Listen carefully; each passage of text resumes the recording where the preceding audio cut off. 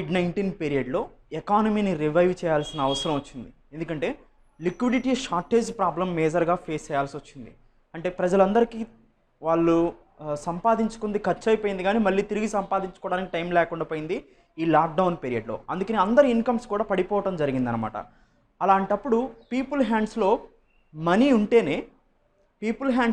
ఉంటేనే వీళ్ళు పర్చేజ్ చేయడానికి అవకాశం ఉంటుంది. సో అంటే ఇక్కడ demand and supply point of వ్యూలో, బోత్ పాయింట్ ఆఫ్ వ్యూలో కూడా ఎకానమీని రివైవ్ చేయొచ్చు అనమాట. డిమాండ్ పాయింట్ ఆఫ్ వ్యూలో మీరు అంటే సప్లై సైడ్ పెంచడమే కాకుండా డిమాండ్ సైడ్ కూడా మీరు కన్జంప్షన్ ఇంక్రీజ్ చేయొచ్చు. సపోజ్ మీకు డైరెక్ట్గా డీబీటీ, డైరెక్ట్ బెనిఫిట్ ట్రాన్స్ఫర్, ఒక్కొక్క వైట్ రేషన్ కార్డు హోల్డర్కి ఒక సమ్ అమౌంట్ని ట్రాన్స్ఫర్ చేశారనుకోండి, ఒక 1500 కొన్ని స్టేట్ గవర్నమెంట్స్ డైరెక్ట్గా ట్రాన్స్ఫర్ చేసినాయి కూడా. ఇలా కూడా సపోజ్ ప్రజలందరికీ ఒక్కొక్కరికి ఒక్కొక్క మంత్లీ 1500 బ్యాంక్ అకౌంట్లోకి ట్రాన్స్ఫర్ చేసామనుకోండి, అప్పుడు వాళ్ళ దగ్గర మనీ ఉంటాయి. వాళ్ళు నిత్యావసరాలు కొనుక్కోవడానికి ఈ మనీని వెచ్చిస్తారు. అంటే అక్కడ మనీని కొన్నారు అంటే ఆ వస్తువుల యొక్క డిమాండ్ పెరిగింది. ఆటోమేటిక్గా ఆ వస్తువులు తయారు చేయడానికి కంపెనీలు వస్తాయి. కంపెనీలు ఆ వస్తువులు తయారు చేయడానికి ముందుకు వచ్చినాయి అంటే వాటి ప్రొడక్షన్ ఇంక్రీజ్ చేసుకుంటున్నట్టు. వాటి ప్రొడక్షన్ ఇంక్రీజ్ అవుతుందంటే ఎంప్లాయ్మెంట్ ఇంక్రీజ్ అవుతున్నట్టు. సో ఇది డిమాండ్ సైడ్ వెళ్ళటం. ఒకవేళ సప్లై సైడ్ వెళ్ళాలంటే suppose MSME, micro small medium enterprises కానీ అదర్ ఇండస్ట్రీస్ కానీ సప్లై చేయడానికి సఫర్ అవుతున్నాయి. ఎందుకంటే వాళ్ళు సప్లై చేయడానికి కావాల్సినటువంటి ఇన్వెస్ట్మెంట్ వాళ్ళ దగ్గర లేదు. అందుకని గవర్నమెంట్ కానీ, స్టేట్ గవర్నమెంట్ కానీ, సెంట్రల్ గవర్నమెంట్స్ కానీ ఇన్వెస్ట్మెంట్ చేయడానికి కావలసినటువంటి మనీని లోన్ ఫామ్లో అందజేసినాయి అనుకోండి, వాళ్ళు ఆటోమేటిక్గా సప్లైని స్టార్ట్ చేస్తారు. సప్లైని స్టార్ట్ చేశారు అంటే ఆటోమేటిక్గా ప్రొడక్షన్ ఇంక్రీజ్ అయింది, ఎంప్లాయ్మెంట్ జనరేషన్ అవుతుంది. సో ఇలా సప్లై సైడు కంపెనీస్కి, ఎంఎస్ఎంఈస్ కానీ, బిగ్ ఇండస్ట్రీస్కి కానీ, other investments purpose government, central government కానీ, స్టేట్ గవర్నమెంట్ కానీ మనీ అవైలబుల్గా లోన్ ఫామ్లో ఉంచితే అది సప్లై సైడ్ ప్రాబ్లమ్ని సాల్వ్ చేసినట్టు. డిమాండ్ సైడ్ ప్రాబ్లమ్స్ని ఆత్మనిర్భర్ భారత్ అభియాన్లో మీరు లోపలికి వెళ్ళి చూస్తే డిమాండ్ సైడ్ ప్రాబ్లమ్ని పాయింట్అవుట్ చేయలేదు మేజర్గా. సప్లై సైడ్ ప్రాబ్లమ్స్ని టేబుల్ మీదకి తీసుకొచ్చి సప్లై సైడ్ ప్రాబ్లమ్ని సాల్వ్ చేయడానికి ప్రయత్నించారు. కానీ మోస్ట్ ఇంపార్టెంట్ ఏంటంటే ఎప్పుడైనా కానీ డిమాండ్ సైడ్ ప్రాబ్లమ్ని సాల్వ్ చేయాలి. డిమాండ్ సైడ్ ప్రాబ్లమ్ని సాల్వ్ చేస్తేనే సప్లై సైడ్ ఆటోమేటిక్గా రివైవ్ అవుతుంది. కానీ సప్లై సైడ్ చేస్తే డిమాండ్ సైడ్ కాదు.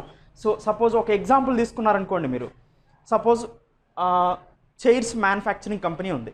ఈ చైర్స్ మ్యానుఫ్యాక్చరింగ్ కంపెనీ గవర్నమెంట్ ప్రకారం ఇప్పుడు ఆ చైర్స్ మ్యానుఫ్యాక్చరింగ్ కంపెనీ ఎంఎస్ఎంఈ అనుకోండి, దానికి లోన్ ఫామ్లో ఎక్కువ మనీ ఇస్తున్నారు. లోన్ ఇస్తున్నారంటే తిరిగి పే చేయాలి. ఇది కాకపోతే మారిటోరియం ఉంటుంది, కొన్ని నెలల వరకు పే చేయాల్సిన అవసరం లేదు ఈఎంఐ. తర్వాత మళ్ళీ లోన్కి ఇంట్రెస్ట్ రేట్తో సహా తిరిగి పే చేయాల్సిన అవసరం ఉందన్నమాట. ఇప్పుడు చైర్లకు సంబంధించిన ఎంఎస్ఎంఈ వీళ్ళు ఏం చేస్తున్నారంటే గవర్నమెంట్ లోన్గా ఇస్తుంది. ఇప్పుడు చైర్కి సంబంధించిన ఎంఎస్ఎంఈ ఏం చేస్తుంది, ఈ లోన్ తీసుకుంటుంది. ఆత్మనిర్భర్ భారత్ అభియాన్ కింద ఎంఎస్ఎంఈకి ఇచ్చిన లోన్ తీసుకుంటుంది. ఈ లోన్ తీసుకొని తన సప్లైని అంటే తన ప్రొడక్షన్ని స్టార్ట్ చేయమని అర్థం. ప్రొడక్షన్ని స్టార్ట్ చేసింది. మరి కొనేవాళ్ళు లేకపోతే ప్రొడక్షన్ చేసిన అనవసరం కదా. ఈ లాక్డౌన్ పీరియడ్లో కొనేవాళ్ళు దగ్గర కదా, ఎందుకంటే వాళ్ళ దగ్గర మనీ లేదు, ఎందుకంటే వాళ్ళకి ఆదాయం లేవు ఈ లాక్డౌన్లో. అందుకని వాళ్ళు కొనడానికి ఉత్సాహం చూపించట్లేదు. ఆటోమేటిక్గా ఏమవుతుంది, ఎంత ప్రొడక్షన్ చేసినా కానీ స్టాక్ మిగిలిపోతుందిగా మళ్ళీ. సో తర్వాత ప్రొడక్షన్ ఆఫ్ చేస్తారు కదా వీళ్ళు. సో అంటే సప్లై సైడ్ ఉన్న ప్రాబ్లం అదనమాట. ఒకవేళ మీరు డిమాండ్ సైడ్ నుంచి రండి, ఒకవేళ మీరు అదే అమౌంట్ని హెలికాప్టర్ మనీ ద్వారానో లేదా క్వాంటిటేటివ్ ఈజింగ్ ద్వారానో పీపుల్కి డైరెక్ట్గా బెనిఫిట్ ట్రాన్స్ఫర్ చేస్తే, రాయితీల కింద ప్రజలకు ఎక్కువ మనీని అందిస్తే సప్లై సైడ్, డిమాండ్ సైడ్ ప్రాబ్లమ్ని మీరు టేకప్ చేసినట్టు అనమాట. ఆటోమేటిక్గా వాళ్ళకి అప్పుడు అందరి అకౌంట్లోకి కొంత అమౌంట్ని 1500 2000 పంపించారనుకోండి, వాళ్ళకి అవసరమైన వస్తువులను కొనుక్కుంటారు. అవసరమైన వస్తువులను కొనుక్కుంటున్నారు అంటే ఆటోమేటిక్గా ఆ వస్తువుల యొక్క సప్లై పెంచుకోవడానికి అతను కూడా ప్రయత్నం చేస్తారు, ఆ సప్లై చేసే ప్రొడ్యూసర్ ఎవరైతే ఉన్నాడో. సో అంటే ఆత్మనిర్భర్ భారత్ అభియాన్ కింద మేజర్గా ఉన్న డ్రాబ్యాక్ ఏంటంటే డిమాండ్ సైడ్ ప్రాబ్లమ్ని సాల్వ్ చేయడానికి ప్రయత్నించాలా, సప్లై సైడ్ ప్రాబ్లమ్ని సాల్వ్ చేయడానికి ప్రయత్నించారు. అది మేజర్ డ్రాబ్యాక్ అనమాట. సో ఎనీవే ఆత్మనిర్భర్ భారత్ అభియాన్లో ఇండస్ట్రీ మీద మేజర్గా ఫోకస్ చేస్తూ దాంట్లో ఎంఎస్ఎంఈ మీద మేజర్గా ఫోకస్ చేశారు. ఎంఎస్ఎంఈ అంటే micro small medium enterprises. Micro small medium enterprises అంటే మైక్రో అంటే సూక్ష్మ, చిన్న, మధ్య తరహా పరిశ్రమలు. ఈ సూక్ష్మ, చిన్న, మధ్య తరహా పరిశ్రమలు అనేది ఇండియా యొక్క ఇండస్ట్రియల్ సెక్టార్లో ప్రామినెంట్ రోల్ని ప్లే చేస్తాయి. ఎందుకంటే ప్రొడక్షన్లో 40%, ఎంప్లాయ్మెంట్లో 50% దాకా సో ఇవి కంట్రిబ్యూట్ చేస్తాయి అనమాట. అంటే మ్యాక్సిమం నెంబర్ ఆఫ్ ఎంప్లాయీస్ని రిక్వైర్ చేస్తుంది ఎంఎస్ఎంఈ. ఎంఎస్ఎంఈలోనే మ్యాక్సిమం నెంబర్ ఆఫ్ ఎంప్లాయీస్ పనిచేస్తున్నారు. దాన్ని మనం గమనిస్తే ఎంఎస్ఎంఈస్కి ఎప్పుడైనా బూస్ట్ ఇవ్వాలి. సపోజ్ చూడండి, రిలయన్స్, టాటా లాంటి బిగ్ ఇండస్ట్రీస్ కూడా, లేదా హుందాయి, బిఎండబ్ల్యూ లాంటి పెద్ద పెద్ద కంపెనీలు కూడా, ఆటో మ్యానుఫ్యాక్చరింగ్ అవ్వచ్చు, అదర్ గూడ్స్ మ్యానుఫ్యాక్చరింగ్ కంపెనీస్ అవ్వచ్చు, ఈ కంపెనీస్ అన్నీ కూడా మ్యాక్సిమం ఎవరి మీద కాంపోనెంట్స్కి మీద బేస్ అవుతుందంటే ఎంఎస్ఎంఈ. సపోజ్ ఇప్పుడు కారు ఉందనుకోండి, సపోజ్ టాటా కార్ ఉంది. టాటా కార్లో ఒక చిన్న బోల్ట్కి సంబంధించినటువంటి చిన్న బోల్ట్స్ అవసరం ఉంది. ఆ చిన్న బోల్ట్స్ అన్నిటికి కూడా తయారు చేయమని ఒక ఎంఎస్ఎంఈకి ఇస్తాయి అన్నమాట. సో ఒక టైర్స్ ఉన్నాయి, ఆ టైర్స్ అన్ని మ్యానుఫ్యాక్చరింగ్ చేయమని ఒక ఎంఎస్ఎంఈకి ఇస్తాయి. సో ఇలా కాంట్రాక్ట్లు ఇస్తాయి ఎంఎస్ఎంఈకి చిన్న చిన్న కాంపోనెంట్స్ తయారు చేయడానికి. సో పెద్ద కంపెనీ అయినా కానీ చిన్న చిన్న ఎంఎస్ఎంఈస్ మీద డిపెండ్ అవుతుంది. అందుకని ఎంఎస్ఎంఈస్ అనేది క్రూషియల్ రోల్ ప్లే చేస్తాయి.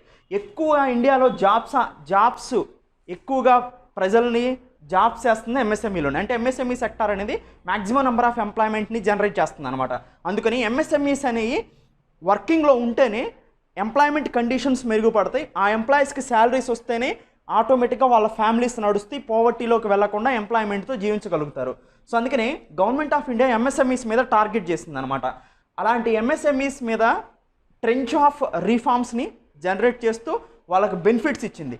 కానీ మీరు ఎక్కడ తీసుకున్నా కానీ లోన్ ఫామ్లోనే, లిక్విడిటీ ఫామ్లోనే ఎక్కువ ఇచ్చింది. కానీ వాళ్ళకంటూ సపరేట్గా మీరు ఇంత అమౌంట్ తీసుకోండి మళ్ళీ తిరిగి పే చేయాల్సిన అవసరం లేదని ఎవరు ఇవ్వలేరు అలా.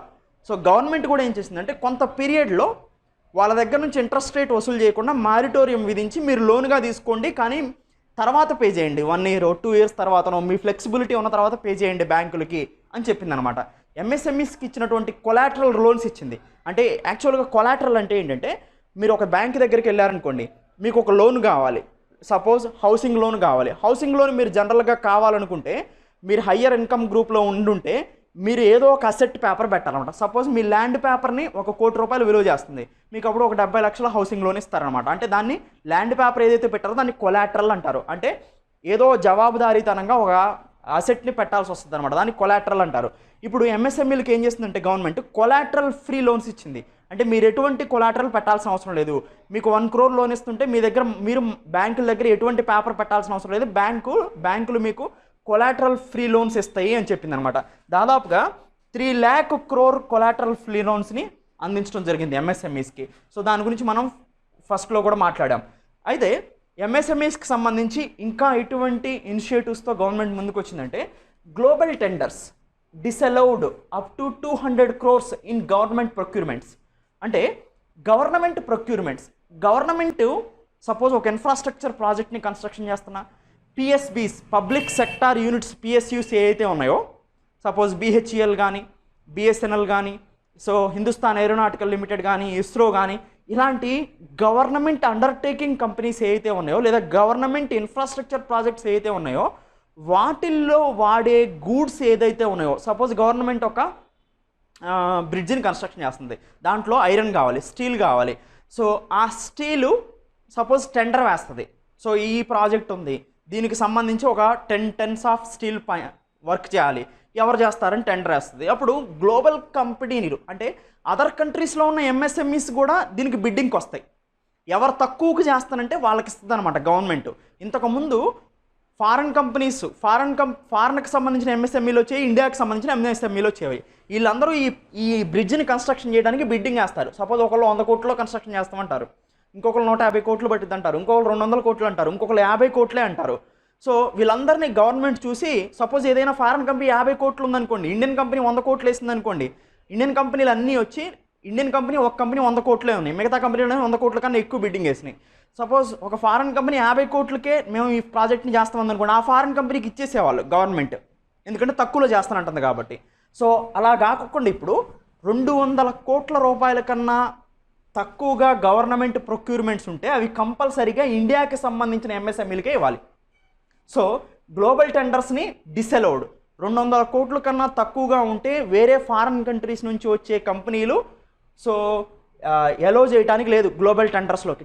టెండర్ ఏవైనా గవర్నమెంట్ ప్రొక్యూర్మెంట్కి సంబంధించి టెండర్ రిలీజ్ చేసినప్పుడు 200 crores కన్నా కూడా ఆ టెండర్ తక్కువగా ఉంటాయి, ఏ గూడ్స్ని ప్రొడ్యూస్ చేయడానికి కానీ, ఏ ఇన్ఫ్రాస్ట్రక్చర్కి కానీ 200 crores కన్నా తక్కువగా ఉంటే గ్లోబల్కి సంబంధించిన ఎంఎస్ఎంఈలు లేదు, 200 crore కన్నా కూడా టెండర్ తక్కువగా ఉంటే అవి ఇండియన్ కంపెనీస్కే ఇవ్వాలి, ఇండియన్ ఎంఎస్ఎంఈస్కే ఇవ్వాలి. సో అది global tenders disallowed up to 200 crores in government procurements. Next, government ఇప్పుడు ఇండియాకి సంబంధించిన ఎంఎస్ఎంఈస్ ఏవైతే ఉన్నాయో వాటితో వర్క్ చేయించుకుంది, కానీ వర్క్ కంప్లీట్ అయిన తర్వాత మాత్రమే ఆ ఎంఎస్ఎంఈస్కి మనీ ఇవ్వాలన్నమాట.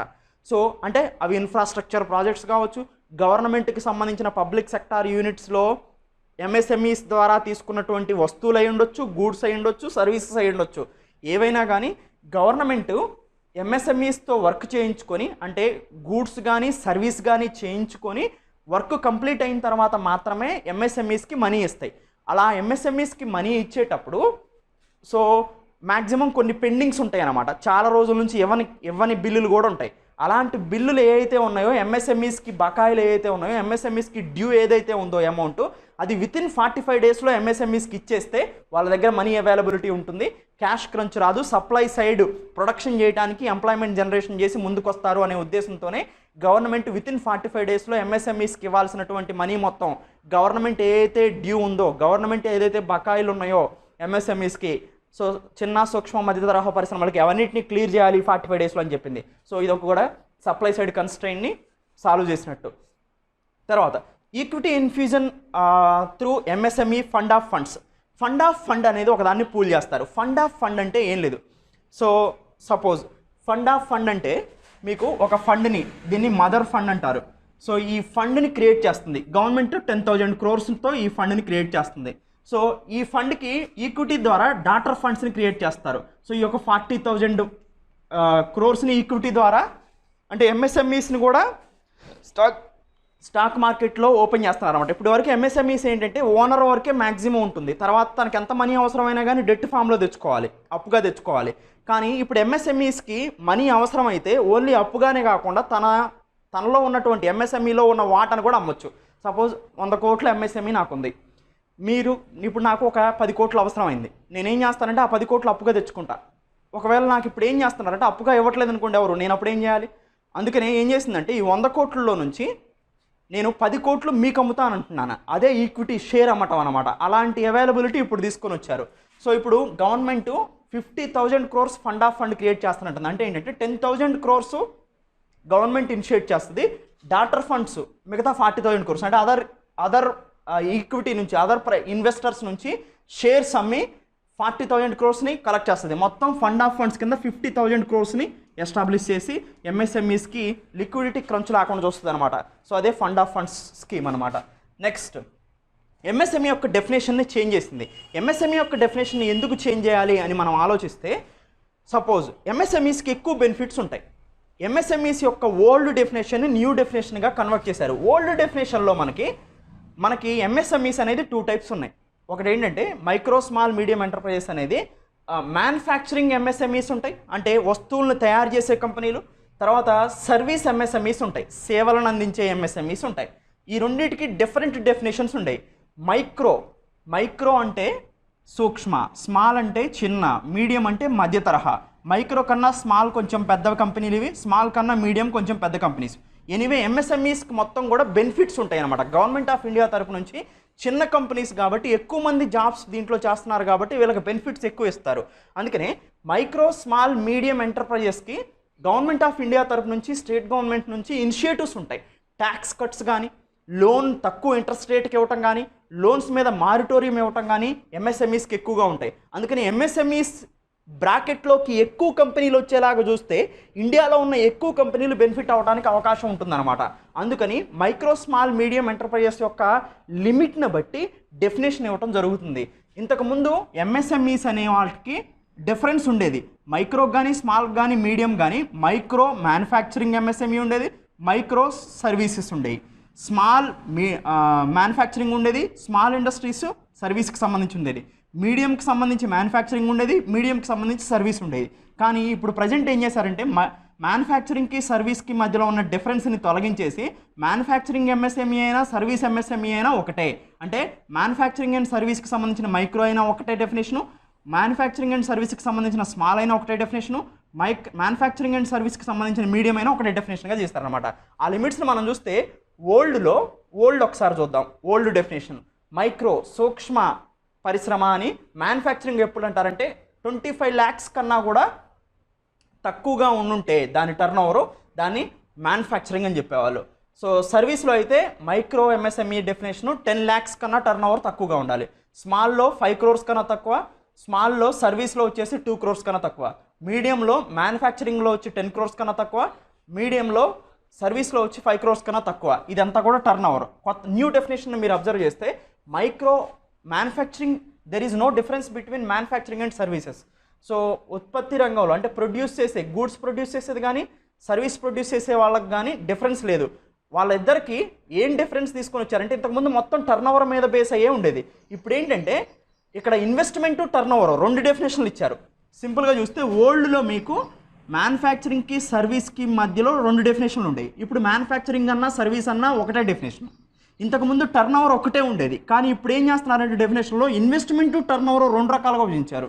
సపోజ్ ఇప్పుడు న్యూ డెఫినేషన్ ప్రకారం మైక్రో అని ఏ కేటగిరీకి వస్తుంది అంటే సూక్ష్మ అన్నిటికన్నా చిన్న పరిశ్రమ అని ఎప్పుడు అంటామంటే ఇన్వెస్ట్మెంటు 1 కోటి కన్నా తక్కువ ఉండి లేదా టర్న్ ఓవర్ 55 కోట్ల కన్నా తక్కువగా ఉంటే దాన్ని సూక్ష్మ పరిశ్రమ అంటారు.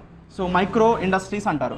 స్మాల్కి అయితే ఇన్వెస్ట్మెంట్ అంటే వాళ్ళు పెట్టే పెట్టుబడి కనుక 10 కోట్ల కన్నా తక్కువగా ఉంటే అది స్మాల్, లేదా ఆ కంపెనీ 1 year టర్న్ ఓవర్ 50 కోట్ల కన్నా తక్కువగా ఉంటే స్మాల్. మీడియం న్యూ డెఫినేషన్ ప్రకారం ఇన్వెస్ట్మెంట్ 20 crore కన్నా తక్కువగా ఉండాలి, 20 కోట్ల కన్నా తక్కువ ఖర్చు ఇన్వెస్ట్మెంట్ పెట్టుబడి పెడుతుంటే మీడియం. సో అదే 100 కోట్ల కన్నా తక్కువ ఒక సంవత్సరంలో 100 కోట్ల కన్నా తక్కువ టర్న్ ఓవర్ వస్తే అప్పుడు అది మీడియం అనమాట.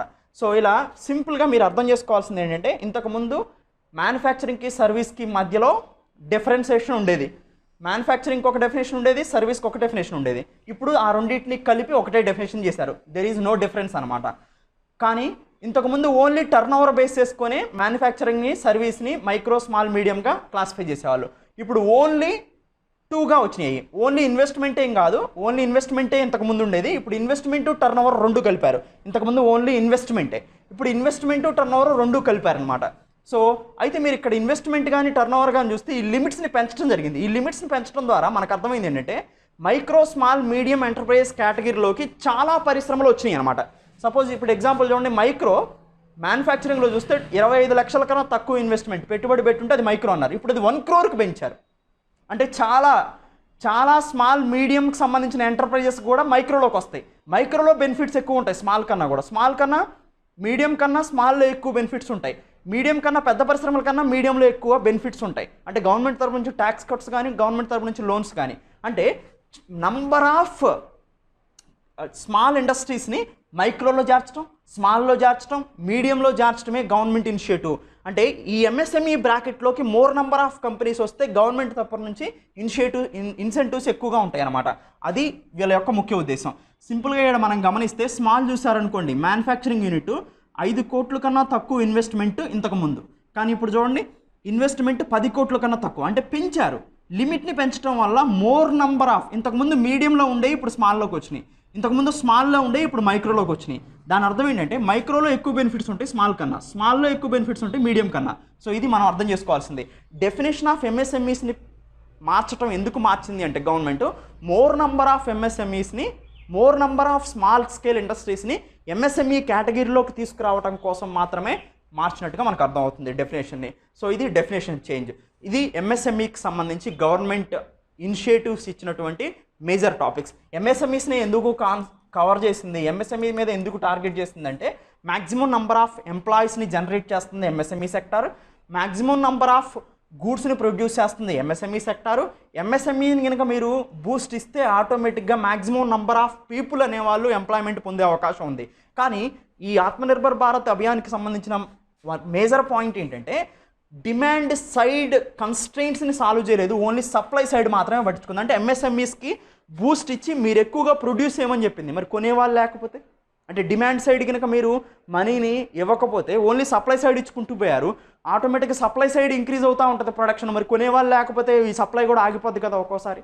సో అది మేజర్ డ్రాబ్యాక్ అనమాట. ఆత్మనిర్భర్ భారత్ అభియాన్ మొత్తం మీద కూడా మేజర్ డ్రాబ్యాక్ ఏంటంటే సప్లై సైడ్ కన్స్ట్రెయింట్స్ మాత్రమే సాల్వ్ చేశారు, కానీ డిమాండ్ సైడ్ కన్స్ట్రెయింట్స్ని సాల్వ్ చేయలేదు.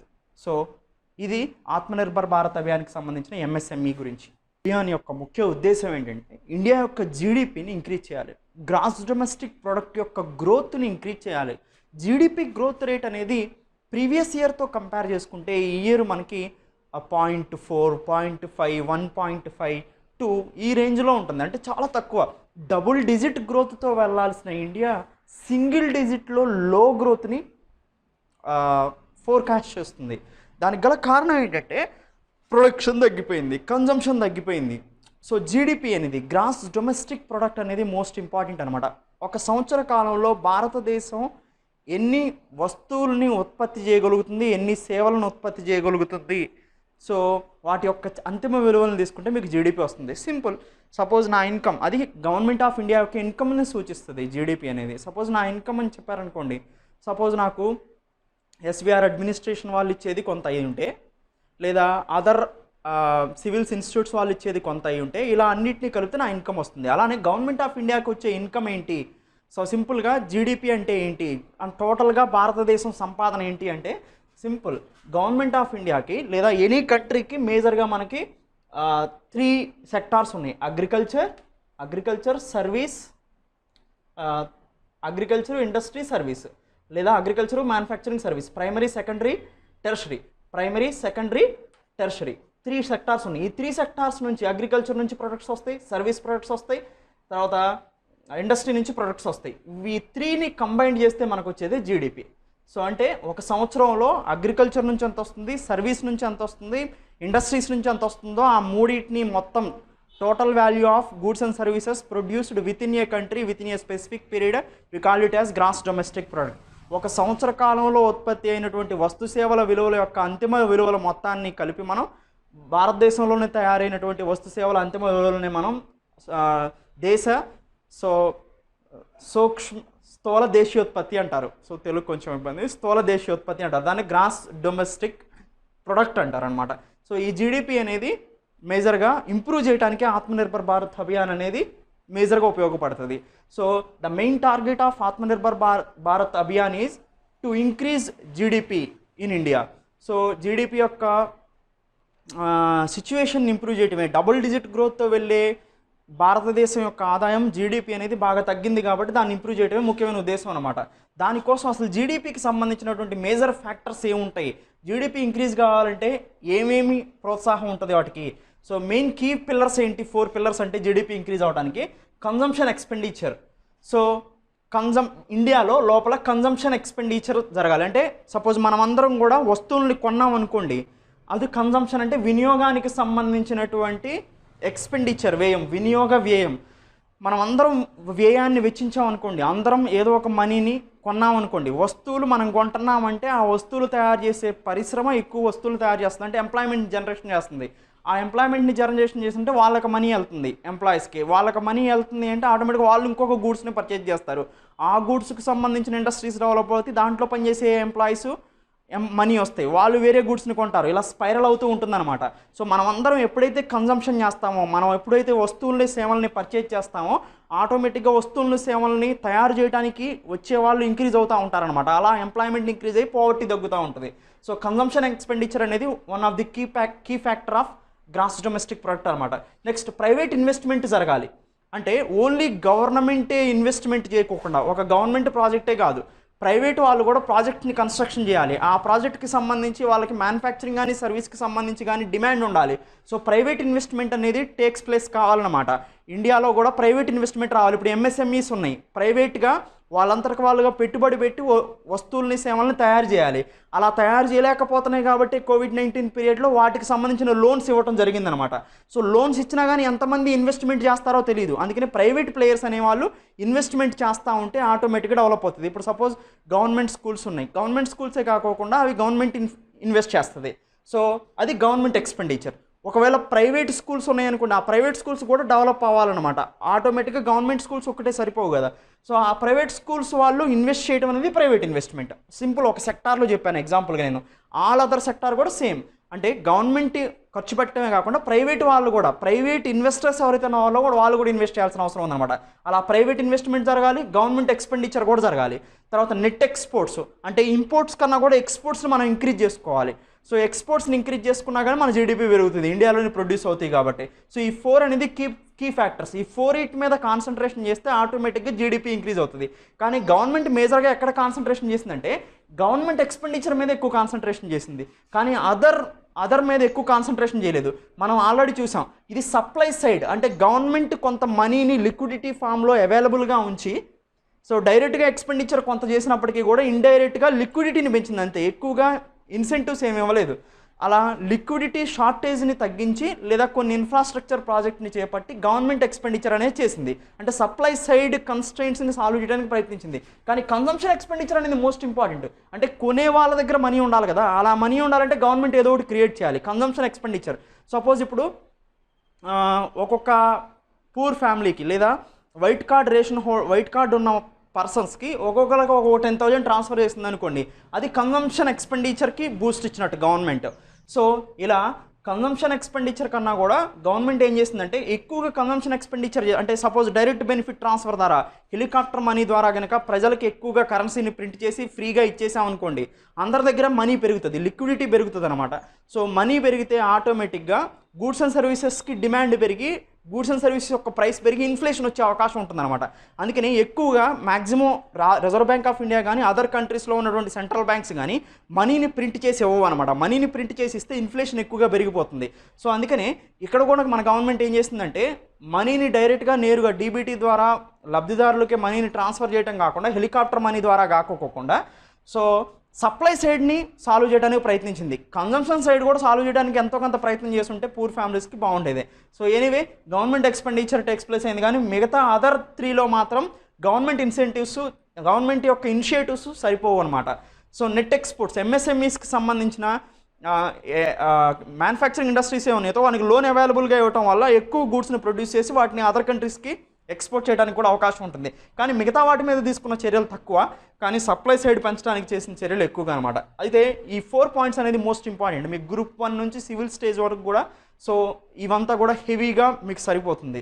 సో లో నుంచి హై వరకు కూడా మనం మాట్లాడుకునే ఎకానమీ మ్యాక్సిమం సరిపోతుంది. అయితే 20.97 lakh crores ప్యాకేజ్ని గవర్నమెంట్ అనౌన్స్ చేసినప్పుడు ఈ ప్యాకేజ్లో ఉన్నటువంటి మేజర్ డ్రాబ్యాక్ ఏంటంటే, first drawback supply side solve చేసింది, డిమాండ్ సైడ్ సాల్వ్ చేయలేదు, ఫస్ట్ పాయింట్.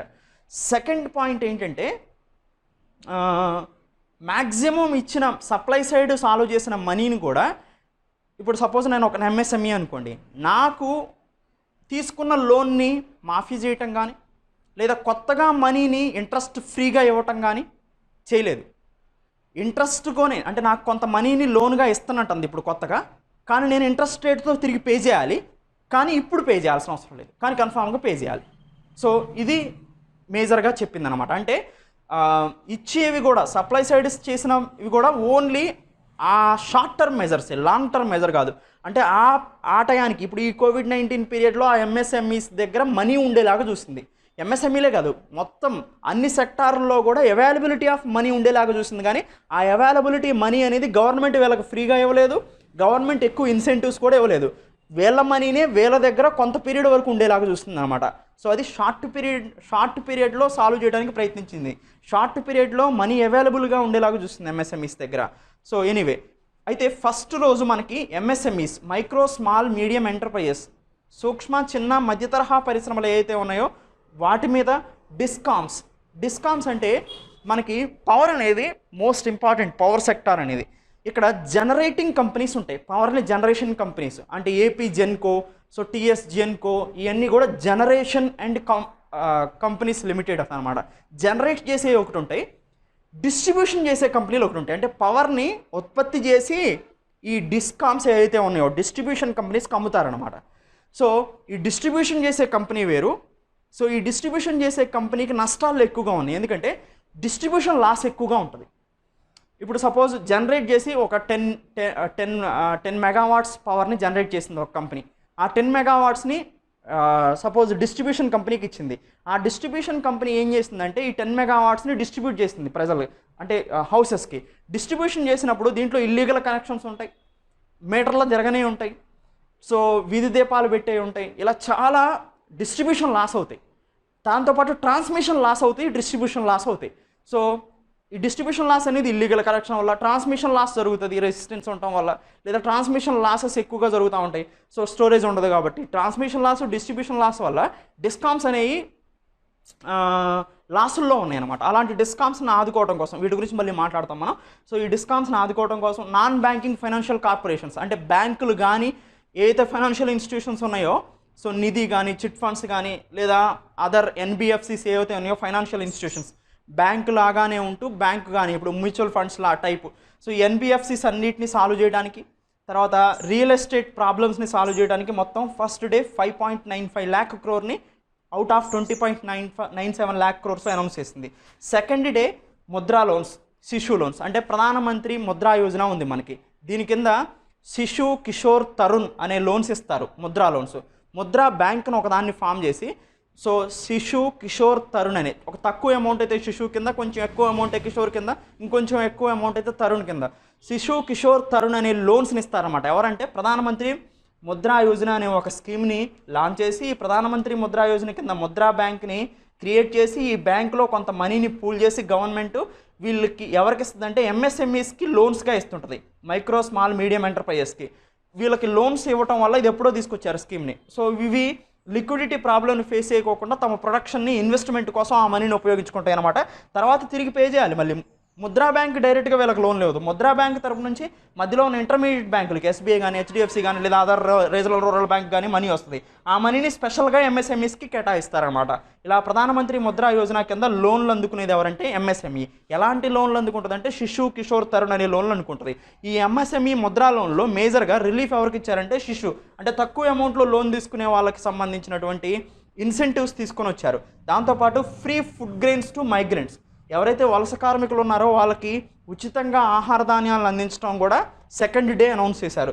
ఈ ఉచితంగా ఎవరైతే వలస కూలీలు ఉన్నారో వాళ్ళకి, దాంతోపాటు శిశు ఎంఎస్ఎంఈ కింద లోన్ తీసుకున్న వాళ్ళకి, సో దాంతోపాటు ముద్రా లోన్స్ అన్నిటికీ, ముద్రాలో శిశు లోన్స్కి, తర్వాత మైగ్రెంట్స్ మీద మేజర్గా ఫోకస్ చేస్తూ second day 3.1 lakh crore announce చేయడం జరిగింది. సో మేజర్గా వీటి మీద ఫోకస్ చేశారనేది ఇక్కడ మనం మాట్లాడుతున్నాం.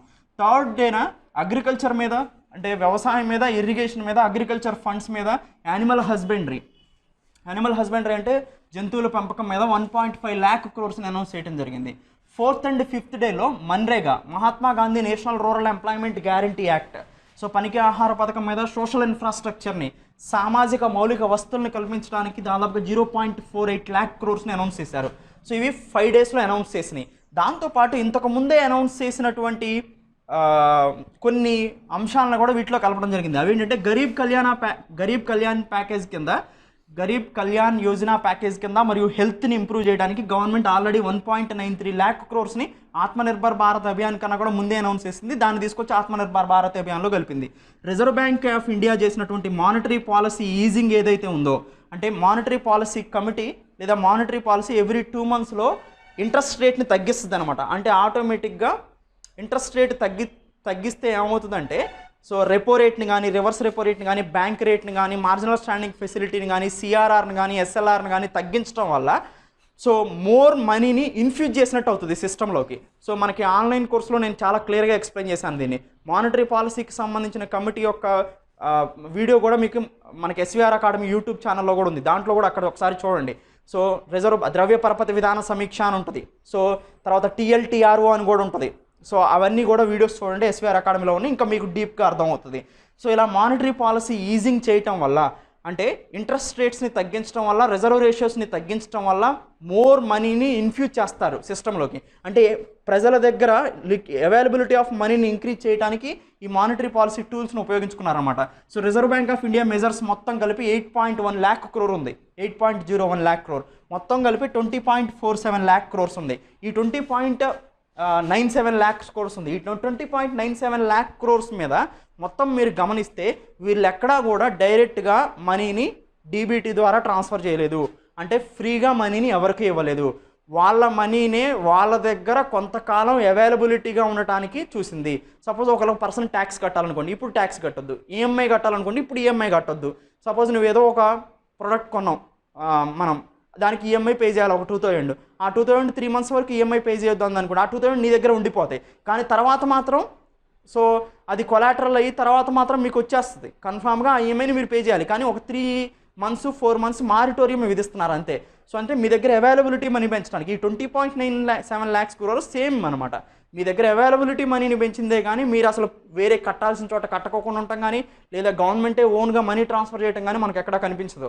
సో అది 20.97 lakh crores సంబంధించిన 5 days trench 1 to trench 5. So ఇవి దాంతోపాటు గరీబ్ కళ్యాణ్ యోజనని ఆర్బీఐ మెజర్స్ని కూడా కలిపితే మొత్తం 20.97 lakh crores ఆత్మనిర్భర్ భారత్ ప్యాకేజ్ని అనౌన్స్ చేయడం జరిగింది. అయితే మనం ఈ ఆత్మనిర్భర్ భారత్ అభియాన్ ప్యాకేజ్లో ఎంఎస్ఎంఈ గురించి మాట్లాడాం. సెకండ్ సెక్టార్ వచ్చి డిఫెన్స్ గురించి ఏం చెప్పారు, ఒక నెగటివ్ లిస్ట్ని తయారు చేస్తారంట import of weapons and platforms. మనం మ్యాక్సిమం డిఫెన్స్ ప్రొక్యూర్మెంట్ ప్రొసీజర్ ప్రకారం లేదా డిఫెన్స్ ప్రొక్యూర్మెంట్ ప్లాన్ ప్రకారం సో డిఫెన్స్ మినిస్టర్ చైర్గా ఉన్నటువంటి ఈ డిఫెన్స్ ప్రొక్యూర్మెంట్ కమిటీకి మనం ఏంటంటే ఈ డిఫెన్స్ ప్రొక్యూర్మెంట్ కమిటీయే డిఫెన్స్ మినిస్టర్ చైర్గా ఉండి ఇండియాకి ఏ వెపన్స్ కావాలి అనేది నిర్ణయిస్తారన్నమాట. అలాంటి వెపన్స్ మనం పర్చేజ్ చేసేటప్పుడు అదర్ కంట్రీస్ నుంచి పర్చేజ్ చేస్తాం. ఇండియా నుంచి మనం పర్చేజ్ చేయడానికి ఇండియాలో అంతగా డెవలప్ చెందలేదు. డిఫెన్స్ మ్యానుఫ్యాక్చరింగ్ అనేది ఇండియాలో డెవలప్ చేయలేదు. ఎందుకంటే దానికి గల కారణం సైన్స్ అండ్ టెక్నాలజీ ఎక్కువగా లేకపోవడం, ఇన్వెస్ట్మెంట్ కూడా ఎక్కువగా లేకపోవడం. ఈ మేజర్ కన్స్ట్రెంట్స్ అనేది ఏ ఇండస్ట్రీస్ అయినా డెవలప్ కాకపోవడానికి ముఖ్యమైన కారణం ఇండియాలో. ఎస్పెషల్లీగా డిఫెన్స్కి సంబంధించినటువంటి ఎల్సీఏ తేజస్ తయారు చేసాం మనం, కానీ ఎల్సీఏ తేజస్ని మన ఓన్ నేవీనే రిజెక్ట్ చేసింది. So light combat air craft యుద్ధ విమానాన్ని ఎల్సీఏ తేజస్ యుద్ధ విమానం మన ఇండియా హెచ్ఏఎల్ ఓన్గా తయారు చేసింది. కానీ మనం రాఫెల్ని పర్చేజ్ చేస్తున్నాం. ఎందుకు? రాఫెల్ అనేది most advanced 5th generation air craft కాబట్టి, 4th generation ఎయిర్ క్రాఫ్ట్ కాబట్టి. కానీ ఎల్సీఏ తేజస్ అనేది అంత రాఫెల్తో పోటీ ఇచ్చి అంత ఎయిర్ క్రాఫ్ట్ కాదు. F-16ని పర్చేజ్ చేయాలి, MiG-21ని పర్చేజ్ చేస్తున్నాం. రష్యా నుంచి ఎక్కువగా మనం ఎయిర్ క్రాఫ్ట్స్ని పర్చేజ్ చేసాం. మిగ్ అనే ఎయిర్ క్రాఫ్ట్స్ అన్ని కూడా రష్యా నుంచి మనం ఇండియా ఇండిజినస్గా మ్యానుఫ్యాక్చరింగ్ చేసింది ఎల్సీఏ తేజస్. అంటే ఇండియాలో ఇండిజినస్గా మనం మ్యానుఫ్యాక్చరింగ్ చేయలేకపోతున్నాం. మేజర్ కన్స్ట్రెయిన్ ఏంటంటే సైన్స్ అండ్ టెక్నాలజీ డెవలప్ కాకపోవటమే. అందుకని మనం అదర్ కంట్రీస్ నుంచి వెపన్స్ని పర్చేజ్ చేస్తూ ఉంటాం. అయితే రీసెంట్గా ఆత్మనిర్భర్ భారత్ అభియాన్ కింద డిఫెన్స్ సెక్టార్ రిఫార్మ్స్లో ఇండియన్ గవర్నమెంట్ ఏం చెప్పిందంటే ఒక నెగిటివ్ లిస్ట్ని తయారు చేస్తాం. ఇంపోర్ట్స్ ఏ అయితే చేసుకుంటున్నామో అదర్ కంట్రీస్ నుంచి వెపన్స్, దానికి సంబంధించిన నెగిటివ్ లిస్ట్ని తయారు చేస్తాం. ఆ నెగిటివ్ లిస్ట్ అంటే ఏం లేదు, ఆ నెగిటివ్ లిస్ట్లో ఏ అయితే వెపన్స్ని నేమ్స్ ఇచ్చారో అవి ఇండియాలో ఇండిజినస్గా తయారు చేయాలి. సో ఆటోమేటిక్గా ఏమవుతుంది, ఇండియా యొక్క ఎంఎస్ఎంఈస్ డెవలప్ అవుతాయి, ఇండియా యొక్క డిఫెన్స్ మ్యానుఫ్యాక్చరింగ్ యూనిట్స్ డెవలప్ అవుతాయి. So science and technology transfer అవ్వటం లేదా సైన్స్ అండ్ టెక్నాలజీ కోసం ప్రయత్నాలు జరుగుతాయి. సో అది మోస్ట్ ఇంపార్టెంట్ అనమాట. నెక్స్ట్ ఎఫ్డిఐని ఆటోమేటిక్ రూట్లో 74% అలౌ చేశారు. ఎఫ్డిఐ అంటే ఏంటంటే ఫారెన్ డైరెక్ట్ ఇన్వెస్ట్మెంట్ అంటాం. ఫారెన్ డైరెక్ట్ ఇన్వెస్ట్మెంట్ అంటే ఏంటి? విదేశీ ప్రత్యక్ష పెట్టుబడి. ఈ ఫారెన్ డైరెక్ట్ ఇన్వెస్ట్మెంట్ వచ్చినప్పుడు సపోజ్ ఏదైనా ఒక కంపెనీ ఉందనుకోండి, ఇప్పుడు రాఫెల్ ఉంది, రాఫెల్కి సపోజ్ 36 రాఫెల్ ఫైటర్ జెట్స్ని మనం పర్చేజ్ చేస్తున్నాం. సో ఫ్రాన్స్ నుంచి దసాల్ట్ రాఫెల్ నుంచి గ్రూప్ 1లో కూడా ఈ క్వశ్చన్ వచ్చింది ఇంతకుముందు. దసాల్ట్ రాఫెల్ నుంచి 36 ఫైటర్ జెట్స్ని మనం పర్చేజ్ చేస్తూ ఉంటే అసలు ఏం చేయాలంటే సపోజ్ ఒకవేళ ఎలా పర్చేజ్ చేశారు, 36 మొత్తం 50 కొంటున్నారు అనుకోండి, దాంట్లో 36 ఏమో ఇక్కడే ఇండియాలో తయారు చేయాలి, మిగతా 14 మీ కంట్రీ నుంచి రావాలి అన్నారనుకోండి. ఇక్కడే తయారు చేయాలంటే వాళ్ళు ఏంటి, వాళ్ళ ఇన్వెస్ట్మెంట్ తీసుకురావాలి, వాళ్ళ యొక్క సైన్స్ అండ్ టెక్నాలజీ తీసుకురావాలి, ఇండియాలో మ్యానుఫ్యాక్చరింగ్ యూనిట్ని కన్స్ట్రక్షన్ చేయాలి.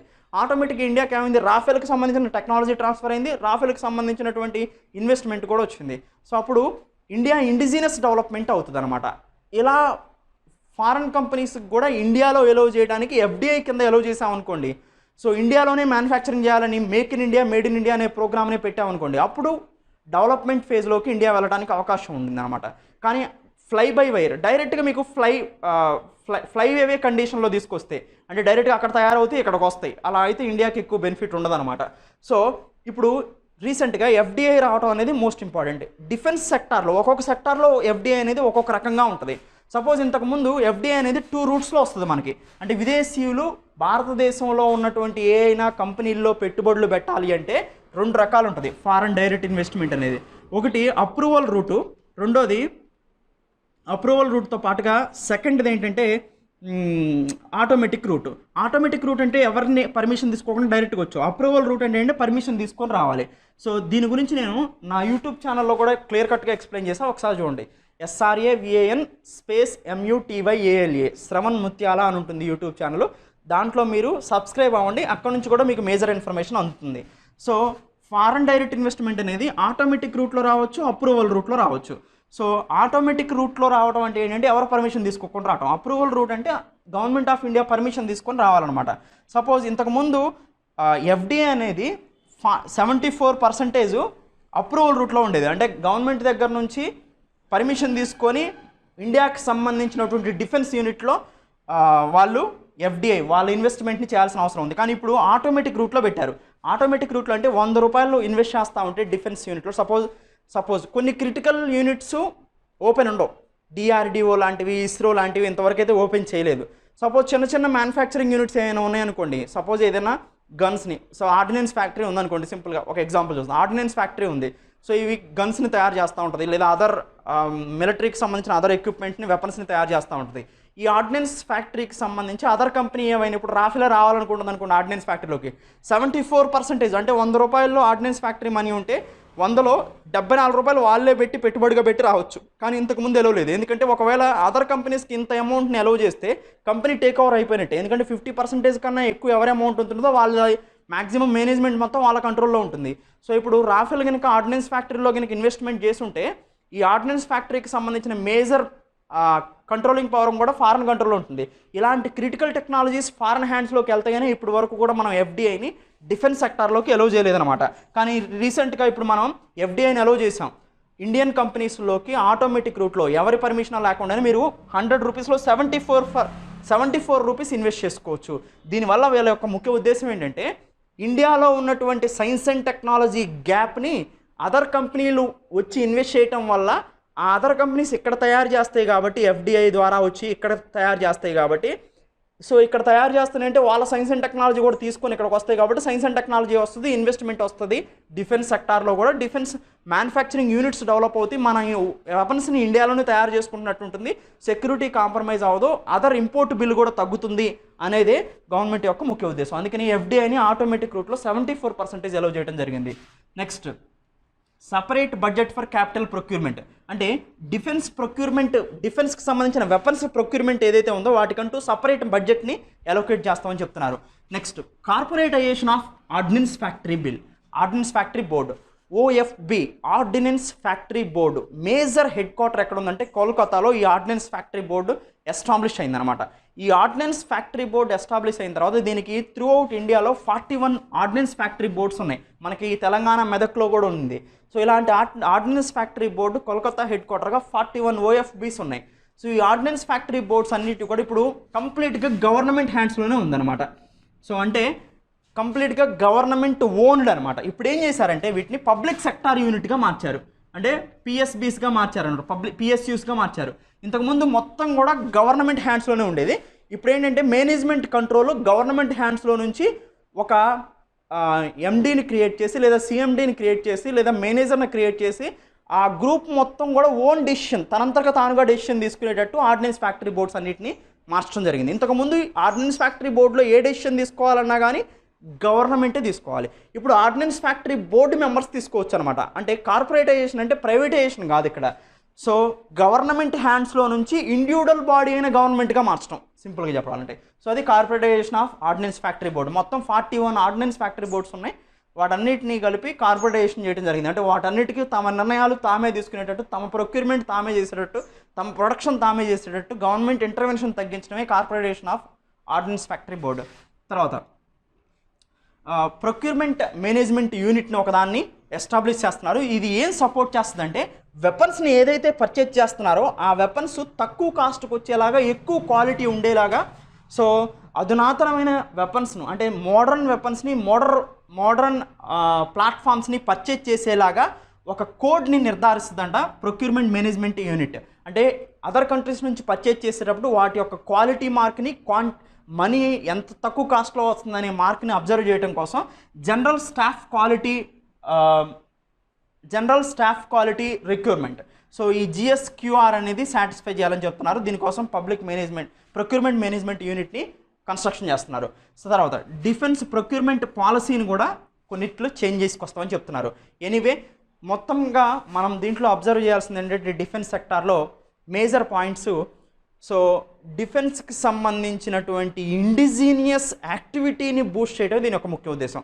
అంటే ఇప్పుడు మనం అదర్ కంట్రీస్ నుంచి వెపన్స్ని, ప్లాట్ఫామ్స్ని, అంటే అదర్ కంట్రీస్ నుంచి మనం ఆయుధాలు ఎక్కువగా కొనుగోలు చేస్తున్నాం. దానివల్ల మనకి ఇంపోర్ట్ బిల్, మనం వాళ్ళకి పే చేసే బిల్లు చాలా ఎక్కువగా ఉంటుంది. అలా కాకోకుండా ఇండియాలోనే ఇండిజీనియస్గా తయారు చేస్తే అదర్ కంట్రీస్ ఎఫ్డిఐ రూట్లో ఇండియాకి తీసుకొచ్చి వాళ్ళ సైన్స్ అండ్ టెక్నాలజీని, ఇన్వెస్ట్మెంట్ని కూడా తీసుకొచ్చి make in India, made in ఇండియాకి బూస్ట్ ఇస్తే, ఇండియా ఇండిజీనియస్గా మ్యానుఫ్యాక్చరింగ్ చేస్తే ఇక్కడున్న వాళ్ళకి ఎంప్లాయ్మెంట్ వస్తుంది. దాంతోపాటు సెక్యూరిటీ కాంప్రమైజ్ కాకుండా ఉంటుంది. సో ఫ్యూచర్లో మనకి బల్క్ నెంబర్ ఆఫ్ వెపన్స్ని ప్రొడ్యూస్ చేసుకోవాలన్నా కానీ ఇక్కడే ఈజీగా ఉంటుంది అనమాట. అది డిఫెన్స్ సెక్టార్కి సంబంధించినటువంటి మేజర్ రిఫార్మ్.